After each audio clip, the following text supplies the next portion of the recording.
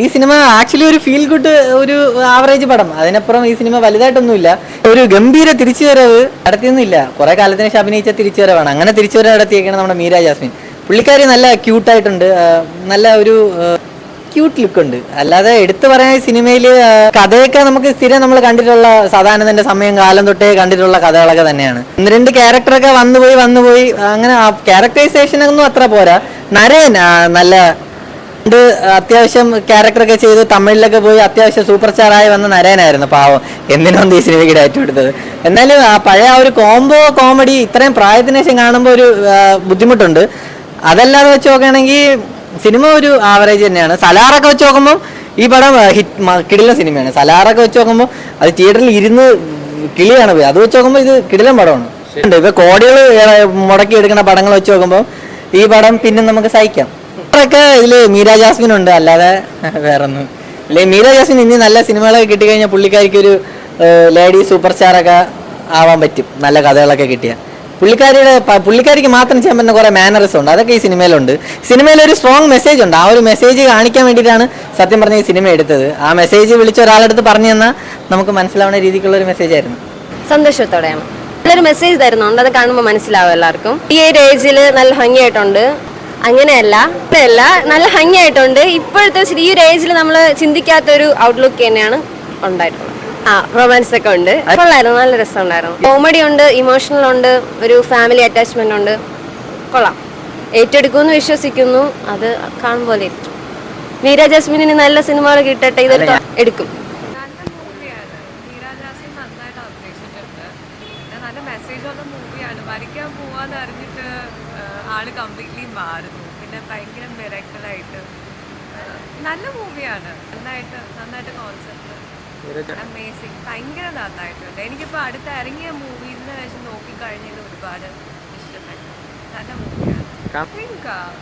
ഇത് നന്നായിട്ട് ഇതിപ്പോൾ ഞാൻ തിയേറ്ററിൽ വന്നപ്പോൾ I was actually shocked that not many people were there. പക്ഷേ ഇത് ഒരുപാട് ഡിസേർവിങ് ആയിട്ടുള്ളൊരു മൂവിയാണ്. എല്ലാവരും തീർച്ചയായിട്ടും വന്നും കാണണം. നല്ല മെസ്സേജുള്ള മൂവിയാണ്. Acting is also very nice. Script, dialogues, everything is ഭയങ്കര നല്ലത്. നല്ല വിരസം നന്നായിട്ടുണ്ട്. അതെ, മനുഷ്യനൊരു അഹങ്കാരം, ജീവിതത്തിൽ ഭയങ്കര അഹങ്കാരം. മരിക്കാൻ പോകുന്നു എന്നറിയുമ്പോൾ അതിൻ്റെ അഹങ്കാരമൊക്കെ മനുഷ്യൻ പൊതുവെ ഒന്നും അല്ലാതാവും. പിന്നെയും ജീവിതത്തിലേക്കുള്ള നല്ല നമ്മൾ വിചാരിക്കാത്ത ഒരു അവസാനവും നമുക്ക് ഭയങ്കര ഒരു വ്യത്യാസമാണ് സിനിമയ്ക്ക്. ഫാമിലീസിനൊക്കെ ഇഷ്ടപ്പെടും. ഭയങ്കരമായിട്ട് കെയറും തോന്നും സിനിമ. നല്ല രസം. എല്ലാവരും നന്നായിട്ടുണ്ട്. മെസ്സേജ് എന്നൊരു കാര്യം ഭയങ്കര ഒരു ബ്യൂട്ടിഫുൾ ആയിട്ടാണ്. എന്താ പറയുക, ഒരു സിനിമ കണ്ട ഫീലും നമ്മൾ മനസ്സ് പറയുന്ന ഒരു ഫീലൊക്കെയാണ്. ഭയങ്കരമായിട്ട് വർക്കായിട്ട് തോന്നി എനിക്ക് സിനിമ. ഒരു നല്ല സ്ലോ പേസിലാണ് വരുന്നതെങ്കിൽ പിന്നെ അതിൻ്റെ ഒരു ഹ്യൂമറും അതിൻ്റെ ഒരു വർക്ക് ചെയ്യുന്ന അതിൻ്റെ ഒരു എന്താ പറയുക, അതിൻ്റെ ഒരു നല്ല ഭംഗിയുള്ളൊരു സിനിമ. എങ്ങനെയുണ്ട് തിരിച്ചു വരവിൽ ഗംഭീരമായിട്ടുണ്ട്. എല്ലാവരും ഭയങ്കര രസമായിട്ടുണ്ട്. പിന്നെ അതിൻ്റെ മേക്കിംഗ് ആയാലും ഗംഭീരമായിട്ടുണ്ട്. ക്യാമറ വർക്ക്, സ്ക്രിപ്റ്റ് എല്ലാം ഒന്നിനും കുറച്ചിലാകായിരുന്നു. സെക്കൻഡ് ഹാഫ് അടിപൊളിയായിരുന്നു. ടൈം പാസിന് കയറിയതാണ്. പക്ഷെ അതുപോലെയല്ല, എല്ലാവരും കണ്ടിരിക്കാൻ പറ്റിയ അടിപൊളി പടം. അങ്ങനെ വേണമെങ്കിൽ പറയാം. നമുക്ക് എന്തായാലും നല്ല അടിപൊളിയായിട്ട് എടുത്തിട്ടുണ്ട്. നമ്മൾ പ്രതീക്ഷിച്ച് വെച്ച് നോക്കുകയാണെങ്കിൽ ഒന്നും ഇല്ലെന്ന് പറഞ്ഞാൽ വന്നത്. പക്ഷേ സെക്കൻഡ് ഹാഫൊക്കെ നല്ല അടിപൊളിയായിട്ട് എടുത്തിട്ടുണ്ട്. ക്ലൈമാക്സിലായിരുന്നല്ലോ അടിപൊളിയായിരുന്നു. നമ്മൾ ഈ ട്വിസ്റ്റൊന്നും വിചാരിച്ചിട്ടില്ല. കൂടുതലായിട്ടൊന്നുമില്ല. എന്തായാലും നല്ലോണം ഇഷ്ടപ്പെട്ടിട്ടുണ്ട്. ഒരിക്കലും ബോറടിച്ചിട്ടില്ല. ഇങ്ങനെയൊക്കെ അഭിനയിക്കാൻ മീര ജാസ്മിന് കഴിയുമോ എന്നൊരു അത്ഭുതമാണ് എനിക്ക് തോന്നിയത്. നല്ല ഒരു ടീമാണ്. സെൻറ്റിമെൻസൊക്കെ അപ്രോച്ച് ചെയ്തു. നല്ല രസകരമായ മുഹൂർത്തങ്ങളിലൂടെ ഒരു വലിയ ജീവിതത്തെ നമ്മുടെ മുമ്പിൽ കാണിക്കുകയാണ്. ഇക്കാലത്ത് ഇത്തരത്തിലുള്ള ഈ ക്യാൻസർ രോഗങ്ങളൊക്കെ നാട്ടിൽ ഒരുപാട് പേർക്കുണ്ട്. പലരും പറയാതിരിക്കുന്നു.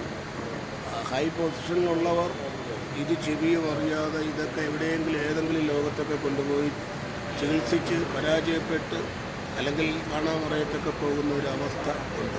പക്ഷേ ഒരുപാട് പേര് പറയാൻ ആഗ്രഹിച്ച ഒരു സംഭവമാണ് ഈ സിനിമയിലൂടെ പറഞ്ഞിരിക്കുന്നത്. അതിൽ നല്ല സംവിധാനം, നല്ല മ്യൂസിക്, നല്ല സംഭാഷണങ്ങൾ, വളരെ രസകരമായ രീതിയിലാണ് ഈ സിനിമ എടുത്തിരിക്കുന്നത്.